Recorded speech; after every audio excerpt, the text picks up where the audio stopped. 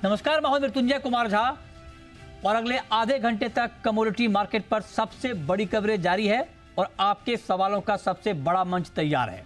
अगर आपने कमोडिटी में कोई ट्रेड किया है, नया ट्रेड करना चाहते हैं, जानना चाहते हैं, समझना चाहते हैं कि बाजार के फंडामेंटल टेक्निकल हैं क्या, तो आप सवाल पूछिए। नंबर आप नोट कर लें 02223001634। इसके अलावा आप 02223001635 पर भी अपना सवाल पूछ सकते हैं।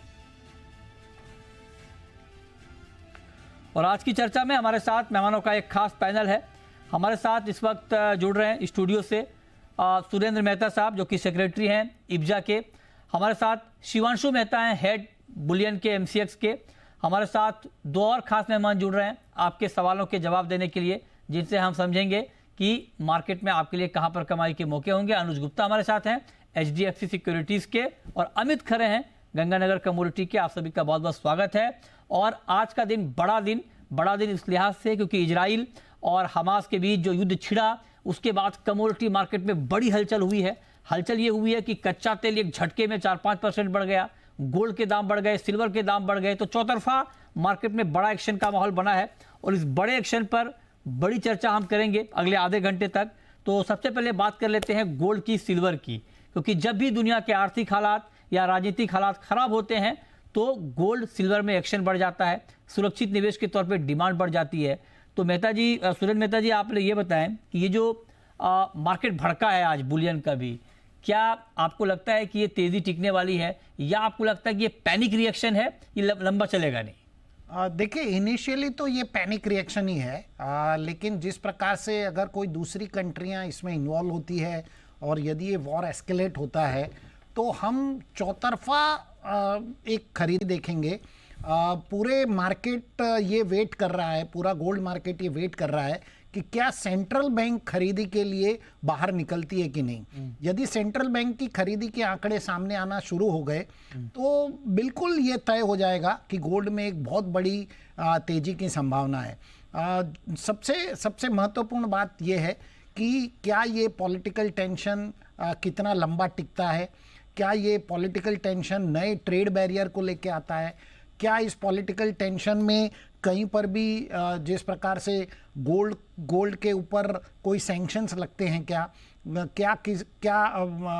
जो बड़े कंट्रियां हैं, अमेरिका और रशिया जैसी कंट्रियां, वो किसकी तरफ अपना झुकाव दिखाती है, कौन सी कंट्री की तरफ अपना झुकाव दिखाती है। तो ये तमाम फैक्टर जो जियोपॉलिटिकल टेंशन बनाएंगे और वॉर को एस्केलेट करेंगे, वही गोल्ड के प्राइसेस की दिशा तय करेंगे। और चांदी उसके पीछे ही बिल्कुल चलने वाली है। हालांकि मैं चांदी में इतना बड़ा एक्शन नहीं देखता जितना गोल्ड में एक्शन होगा, क्योंकि चांदी एक इंडस्ट्रियल प्रोडक्ट भी है और गोल्ड बिल्कुल दूसरी कमोडिटी, दूसरे जो भी एसेट हैं उनके अगेंस्ट में एक परफेक्ट हेज है। लेकिन इसमें सर बहुत सारे लोगों का ये कहना है कि हालांकि अगले 4-5 दिन बहुत महत्वपूर्ण होंगे, इसको वो देखना इसलिए महत्वपूर्ण होगा कि क्या ये युद्ध एस्केलेट होता है, यहाँ से ईरान का रुख क्या होता है।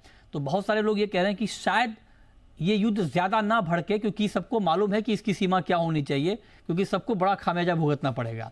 अगर ईरान ऑफिशियली कूदता है इस युद्ध में तो ईरान को एक बार फिर से अलग अलग तरह के प्रतिबंधों को ईरान को झेलना पड़ेगा, जो कि ईरान ने देखा है पिछले दिनों US के सैंक्शन को।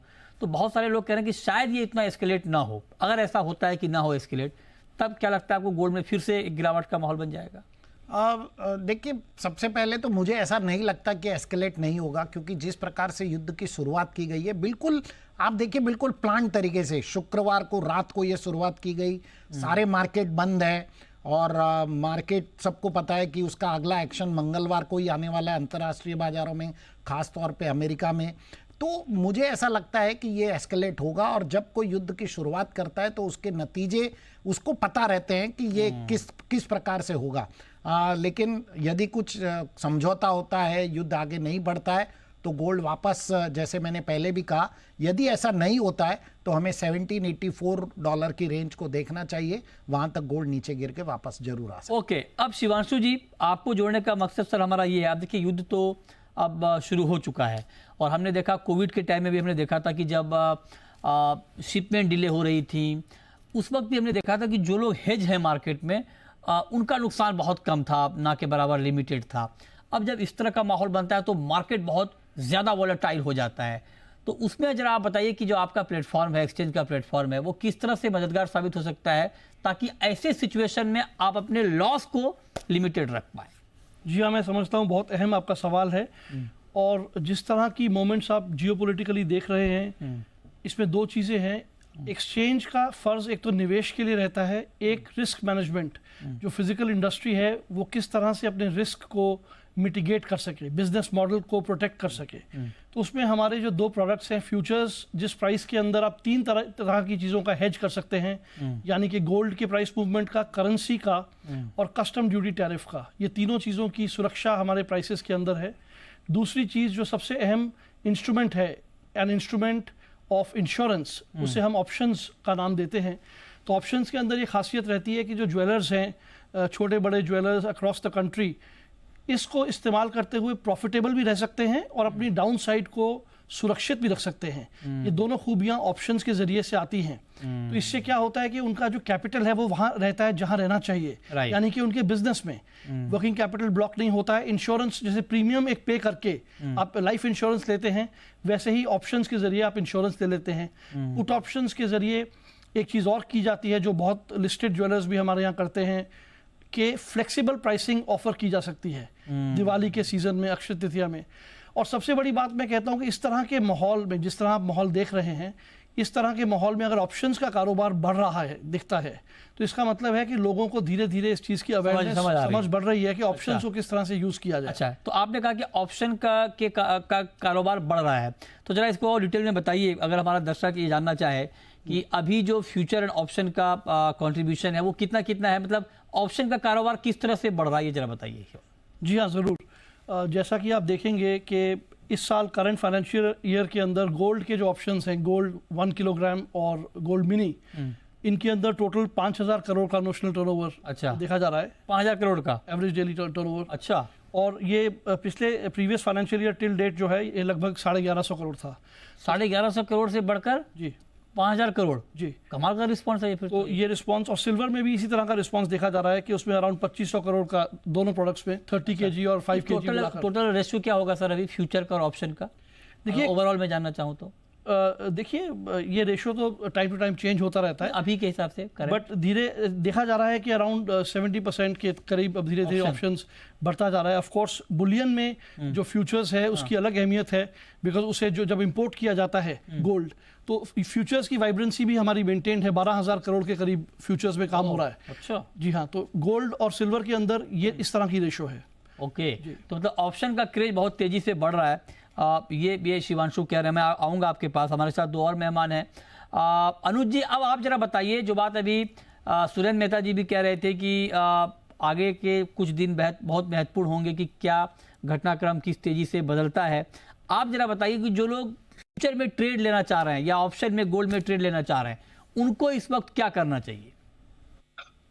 मृत्युंजय जी, गुड इवनिंग। देखिए, मार्केट में हमने एक वॉलेटिलिटी आते हुए देखी है और जियो पॉलिटिकल टेंशन जो सबसे बड़ा एक फैक्टर रहता है वो इस टाइम रोल प्ले करता हुआ दिख रहा है। और हम देख रहे हैं कि अगर आप गोल्ड के प्राइस को देखेंगे तो पिछले करीबन 2 महीनों में गोल्ड के प्राइस करीबन 5,000 रुपए नीचे आते हुए दिखाई दिया। और इनफैक्ट अगर आप सिल्वर को देखेंगे तो वहां भी करीबन 13-14 हजार रुपए की हमने गिरावट यहाँ पर आते हुए देखी है। तो अब एक ऐसे लेवल पर जहां पर मार्केट काफी नीचे आ चुका है और ऐसे में जियो पॉलिटिकल टेंशन का आना डेफिनेटली अट्रैक्ट करता है ज्वेलर्स को या खरीदारों को कि आप इसको खरीदारी करके चले, यहाँ से ऊपर की तरफ लेवल आ सकते हैं। तो उसकी वजह से हमने देखा कि जो फिजिकल मार्केट के अंदर है वो थोड़ी सी अनसर्टेन होती हुई दिखाई दी।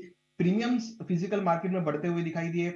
यहाँ तक कि कल मैं फिजिकल मार्केट में था, करोल बाग और कुचा माजिरी में था, तो वहां पर कहीं ना कहीं बुलियंस के जो ट्रेडर्स थे उन्होंने गोल्ड देना बंद कर दिया था फिजिकल में। तो यहाँ तक ये हालत हो गया था कि उनको लग रहा था कि गोल्ड का भाव ऊपर जाएगा, उसकी वजह से प्रीमियम बढ़ गए थे। तो ऐसे में एक्सचेंज का जो रोल है वो काफी इंपॉर्टेंट होता है, क्योंकि यहाँ पर लोग ट्रेडिंग करके अपनी पोजीशन को एक्सचेंज के ऊपर रख के अपने जो पोजीशन होती है उसको हेज कर सकते हैं। तो डेफिनेटली एक्सचेंज का जो प्लेटफॉर्म है वो काफी अच्छा है। और अगर ट्रेडिंग पर्सपेक्टिव से बात करें तो मुझे लगता है कि शॉर्ट टर्म में जो ये बाउंस बैक आया है ये थोड़ा बहुत कंटिन्यू रह सकता है। हालांकि आज अभी तक हम देखें तो प्राइस काफी ओवर स्ट्रेच हुए हैं, तो यहाँ पर मैं मुझे लगता है कि बाय ऑन डिप्स की स्ट्रेटेजी अगर आती है तो वहां पे खरीदारी का ट्रेड देखना चाहिए। अगर प्राइस डिप लेते हैं करीबन 57,200 के आसपास तक तो खरीदारी का ट्रेड बना सकते हैं। 56,950 का स्टॉप लॉस है, टारगेट करीबन 57,700 तक हो सकता है। तो मुझे लगता है कि गोल्ड और सिल्वर में अगर कुछ करेक्शन होता है इवनिंग सेशन में तो वहां पे खरीदारी का ट्रेड देखना चाहिए। ओके, खरे जी, आपका टेक्निकल चार्ट क्या कहता है गोल्ड को लेकर? आज के लिए क्या करना चाहिए बताइए। जी मिथुन जी, बिल्कुल गोल्ड में जो अभी ये बाउंस आया है ये मेरे को लगता है कंटिन्यू रह सकता है। तो एक बेस फॉर्मेशन इसमें गोल्ड सिल्वर में दोनों में हो रहा है। तो लेवल के हिसाब से अगर मैं बात करूं तो 57,250 इंट्राडे के लिए गोल्ड का एक अच्छा एंट्री पॉइंट है बाय के लिए। 57,000 का नीचे का स्टॉप लॉस लगा के ट्रेडर जो है 57,700 तक के टारगेट इवनिंग सेशन तक रख सकते हैं जी। ओके, ठीक है। तो ये रहा आपकी गोल्ड पर हो गई। अब सुरेंद्र मेहता जी, आप जरा मैं ये बताइए सर, आपने कहा कि गोल्ड में ठीक ठाक तेजी आगे आ सकती है, तो अगर मान लीजिए इस तरह का मूड माहौल रहता है तो फिर दिवाली पर क्या भाव पर आप गोल्ड दिलवाएंगे?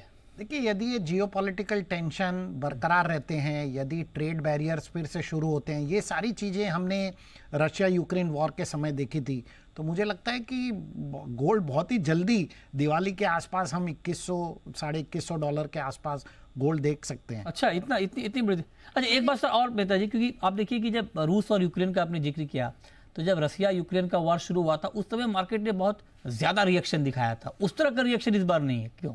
मुझे लगता है कि उस तरह का रिएक्शन इस बार नहीं है, लेकिन हमें एक दो दिन देखना होगा। यदि इसमें, जैसे मैंने कहा, यदि अमेरिका और रशिया या ईरान जैसी कंट्री जो आपने कहा वो अगर इन्वॉल्व हो जाती है तो हमें उससे भी ज़्यादा रिएक्शन दिखाई देगा, क्योंकि रशिया यूक्रेन के वॉर में कोई भी ओपनली आ नहीं रहा था एक दूसरे को सपोर्ट करने के लिए। लेकिन यहाँ पर हमें बिल्कुल पता है कि अमेरिका जो है वो इजराइल के साथ जाएगा और ईरान जो है वो हमास के साथ जाएगा। तो इस प्रकार की लोग वेट कर रहे हैं कि ऑफिशियली इसके बारे में क्या ऐलान होता है, और यदि इस प्रकार से ऐसी कोई चीज़ होती है तो गोल्ड बहुत तेज़ी से ऊपर जाएगा, और हो सकता है कि उसमें तो पहला ही रिएक्शन 40 से $45 का आ सकता है। अच्छा, ओके, ठीक है। अब शिवांशु जी, आप ये बताइए कि आपने कहा कि ऑप्शन का क्रेज बहुत बढ़ रहा है, फ्यूचर का भी अच्छा खासा रिस्पॉन्स आ रहा है, तो जो आपके ज्वेलर भाई हैं, जो एक्सचेंज के प्लेटफॉर्म पर जुड़े हुए हैं, जो हेज करते हैं, इस तरह के माहौल में उनके लिए आपकी सलाह क्या है? उनको क्या करना चाहिए? जी हाँ, मैं समझता हूँ कि एक प्रूडेंट तरीके से अपने रिस्क को एक्सचेंज पे मिटिगेट करना चाहिए। अपने बिजनेस मॉडल के अंदर जो उनका फैब्रिकेशन का मार्जिन है उसे सुरक्षित रखना चाहिए। जो बेस प्राइस सोने का है वो कुछ भी हो, उससे बिजनेस मॉडल को फर्क नहीं पड़ना चाहिए। और ये संभव है फ्यूचर्स और ऑप्शंस दोनों के इस्तेमाल से। और यहाँ तक कि डिलीवरी के लिए भी एक्सचेंज का प्लेटफॉर्म यूज़ किया जाता है, क्योंकि हमारे जितने भी कॉन्ट्रैक्ट्स हैं कंपल्सरी डिलीवरी हैं। राइट। तो क्वालिटी एश्योर्ड डिलीवरी मिलती है, और प्राइस लॉक इन करने के लिए उन्हें फ्यूचर्स का इस्तेमाल करना चाहिए, इन्वेंट्री अपनी हेज करनी चाहिए पुट ऑप्शंस के जरिए, और वर्किंग कैपिटल फ्री रहेगा। और ये एक अच्छा एक ऑर्गेनाइज्ड बेस्ट प्रैक्टिस के अंदर गिना जाता है। अच्छा, ऑप्शन का बार बार आपने जिक्र किया है, तो आप जरा मैं ये बताइए कि ये तो ठीक है कि आपने कहा कि भाई ये बहुत ज़रूरी है कि जब ऐसा मूड माहौल होता है तो आपके लिए बहुत ज़रूरी है कि आप हेजिंग की तरफ बढ़ें। और कुछ प्लानिंग है क्या आपकी बुलियन में, कुछ नए प्रोडक्ट की या कुछ नई प्लानिंग? जी हाँ, जैसा कि हमने पहले भी सोचा था और अभी हम इसको करेंगे इम्प्लीमेंट, के जो ऑप्शंस की एक्सपायरीज हैं फिलहाल अगर बाय मंथली हैं तो इसे शॉर्टर ड्यूरेशन की एक्सपायरीज को लॉन्च करने का भी विचार है।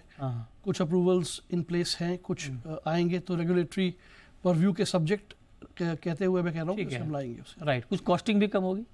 देखिए, जैसा कि सुरेंद्र भाई कह रहे थे, प्रीमियम इसके अंदर जो टेनर है, जो एक्सपायरी है कितनी लंबी है, उससे डिपेंड करता है उसके ऊपर, तो लिहाजा फर्क पड़ सकता है उसके अंदर। ओके, फर्क पड़ेगा। अब मेहता जी, आपने कहा $2100। एक सवाल मैं आपसे और पूछना चाहता हूं, जो दर्शक भी हमारे आपको देख रहे हैं इस वक्त जानना चाहते हैं। आपने डॉलर में बताया, दिवाली पर 10 ग्राम सोने का भाव जवेरी बाजार में या स्पॉट के मार्केट में क्या रहने वाला है, ये बताइए सर। यदि ये वॉर बरकरार रहता है तो दिवाली पर आपको 65,000 से 67,000 के नीचे सोना नहीं मिलेगा। 65,000? बिल्कुल बिल्कुल। अरे सर, इतना मत डराइए, तो लोग अभी से घबरा जाएंगे। तो अभी अब मौका है, उनको आज ही खरीद लेना चाहिए। धनतेरस का गोल्ड आज खरीद लें। देखिए तो सभी को पता है कि यदि वॉर एस्केलेट होता है तो दूसरे मार्केट, दूसरे सारे एसेट क्लास नीचे आएंगे, इक्विटी मार्केट में इसका इफेक्ट आएगा, और जो बड़े फंड हाउसेज हैं वो तुरंत अपना पैसा गोल्ड की तरफ शिफ्ट करेंगे, जो सेंट्रल बैंक है वो गोल्ड की बाइंग करेगी, तो गोल्ड तो तेजी से 65,000। तो हम तो मान के चले थे चांदी मिल जाए 65,000 तो अच्छा, आप कह रहे हैं गोल्ड 65,000 पे मिलेगा, कमाल है। चांदी क्या भाव मिलेगी सर? चांदी मुझे लगता है कि यदि इसी प्रकार का ट्रेंड रहा और ये वॉर सिचुएशन रही तो चांदी भी आपको 78,000 89,000 के आसपास। मेहता जी झटका दे रहे हैं, धीरे धीरे करंट दे रहे हैं। 65,000 गोल्ड, 78,000 चांदी।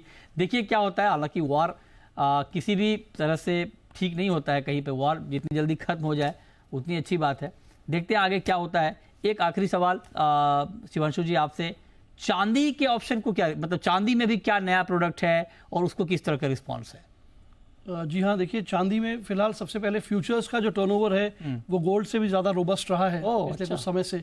चांदी एक वोलेटाइल मेटल है और बहुत ज़रूरी है उसके अंदर हेजिंग करके चलना। हमारे 2 प्रोडक्ट्स हैं उसके अंदर ऑप्शंस में, एक 30 किलोग्राम का और एक 5 किलोग्राम का, और दोनों ही अच्छा कारोबार कर रहे हैं पिछले साल के मुकाबले में। अच्छा। और आगे चलते हुए जैसा मैंने कहा, फर्दर ऑफरिंग्स जो हम सोने के बारे में सोच रहे हैं वो चांदी में भी सोच रहे हैं। ओके, तो देखिए, ठीक है, चलिए बहुत शुक्रिया शिवांशु जी आपका और सुरेंद्र मेहता जी आपका इस बड़े दिन में हमारे साथ जुड़ने के लिए और बताने के लिए कि बुलियन मार्केट में क्या कुछ हो रहा है और अपने जोखिम को कैसे कम किया जा सकता है। बहुत शुक्रिया आप दोनों का हमारे साथ जुड़ने के लिए। अब अनुज जी आप जरा बताइए सर, क्रूड में भी बहुत तेजी आई है, 4% एक झटके में कच्चा तेल बढ़ गया है, क्रूड में क्या करें? देखिए मृत्युंजय जी, क्रूड डेफिनेटली एक ऐसा प्रोडक्ट है जो मिडिल ईस्ट से काफी कनेक्ट रहता है, और हमने देखा कि जो ये वॉर सिचुएशन आई है उसकी वजह से आज हमने एक अच्छा अपसाइड मोमेंटम यहाँ पे आते हुए देखा। मुझे लगता है कि यहाँ पर भी आपको बाय ऑन डिप्स की स्ट्रेटेजी देखने को मिलेगी। ऑलरेडी काफी ओवर स्ट्रेच हुआ है, थोड़ा करेक्शन आता है 7100 के आसपास, तो मुझे लगता है खरीदारी करना चाहिए। 6970 का स्टॉप लॉस लगाए, टारगेट ऊपर में करीबन 7300 तक आ सकता है, तो मुझे लगता है कि खरीदारी का ट्रेड क्रूड में देखा जा सकता है। 7100 के आसपास के लेवल्स मिले तो खरीदारी का ट्रेड इनिशिएट। अब हम शुरू करते हैं सवाल और जवाब। पहला सवाल है राम नारायण का, पूछिए राम नारायण जी। ग्वार के बारे में पूछना चाहता हूँ सर, 7000 कब होगा ग्वार? ग्वार के बारे में आप पूछना चाहते हैं, और ग्वार के एक्सपर्ट हमारे साथ हैं खरे जी, जो लगातार टेक्निकल चार्ट पर ग्वार की सेहत के बारे में जानकारी रखते हैं। तो खरे साहब बताइए, ग्वार में क्या होगा अब? जी मतलब जी, जैसा कि इन्होंने पूछा कि 7000 का भाव होंगे, तो मैं इनको स्टेप बाय स्टेप बता देता हूँ अभी पूरे थोड़ा सा लॉन्ग टाइम के लिए। अभी ओवरऑल मेरे को लगता है 5500 के आसपास, 5400 के आसपास नवंबर वाला ग्वारशीट में एक बॉटम बन सकता है। वहां से प्राइजेस जो चलेगा तो एक बार 6000 से लेकर 6100 के आसपास तक वहां पे रुक सकता है। 6100 के ऊपर अगर प्राइजेस निकलते हैं तो इनको जरूर 6600 और 6700 तक के भाव मिल सकते हैं। अभी हाल फिलहाल अगर ये ट्रेडिंग के व्यू से देखना चाहें तो 5500 के आसपास से लेके 6100 की रेंज में एक प्रॉफिट बुकिंग का ट्रेड ले सकते हैं। 6100 के ऊपर निकलने पे काफी अच्छे प्राइसेस देखने को मिले। अभी बाय करना चाहिए या नहीं? बिल्कुल 5600 के आसपास शॉर्ट टर्म की ट्रेडिंग के हिसाब से बिल्कुल ले सकते हैं। ओके, ठीक है। नेक्स्ट कॉलर यमा जी हैं, पूछिए। हाँ सर, हम किसान हैं, ये इस साल सोयाबीन क्या रेंज में खेल सकती है, इसके बारे में इस तरह में बताइए। बताइए खरे जी, सोयाबीन पर क्या व्यू है आपका? सोयाबीन जैसा कि मैं चार्ट पे देख रहा हूँ, काफी टाइम से एक जो है डाउन ट्रेंड में कारोबार कर रहा है, इंटरनेशनल मार्केट हो या अपने यहाँ का मार्केट।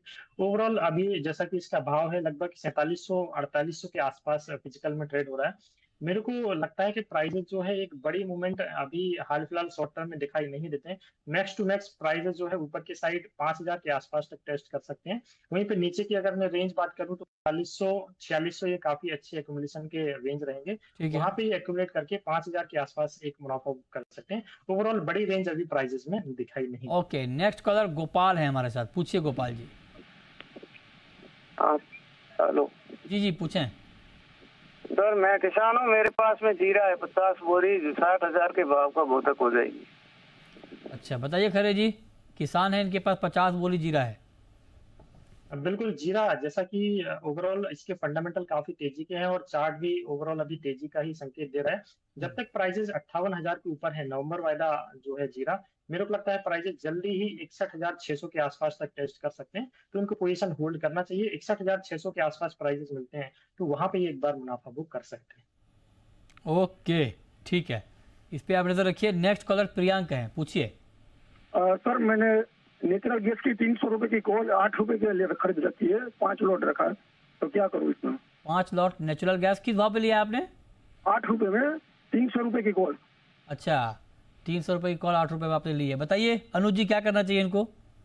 देखिए नेचुरल गैस में पिछले दिनों में अच्छा खासा मोमेंटम देखने को मिला, और मुझे लगता है कि ये जो एस्केलेशन हुआ है उससे एनर्जी सेगमेंट को काफी अच्छा सपोर्ट मिलेगा, तो मुझे लगता है कि इनको होल्ड करना चाहिए। अभी जो इसकी वैल्यू है करीबन 7 रुपए 80 पैसे आ रही है, मुझे लगता है कि इनको होल्ड करना चाहिए। मैं एक्सपेक्ट कर रहा हूँ कि इसमें करीबन 11 से 12 रुपए तक का लेवल देखने को मिल सकता है, तो नेचुरल गैस में जो कॉल ऑप्शन है इसको होल्ड करके चल सकते हैं। ओके ठीक है, तो होल्ड करने की सलाह आपको दी जा रही है एनजी में। मेटल पर कोई कॉल अनुज जी आपके पास, बेस मेटल में?